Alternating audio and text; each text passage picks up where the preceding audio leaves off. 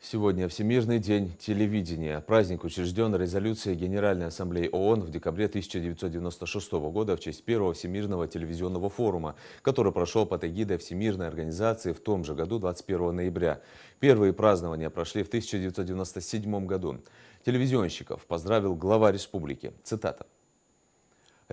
Ведущие, корреспонденты, операторы, монтажеры, сценаристы, продюсеры. Каждый из вас делает эфир содержательным и интересным. Благодаря вашей работе телевидение остается надежным источником информации и важной частью нашей жизни. Сегодня, когда Россия сталкивается с серьезными вызовами, внешним давлением, информационными атаками, попытками искажения фактов, ваша ответственность многократно возрастает.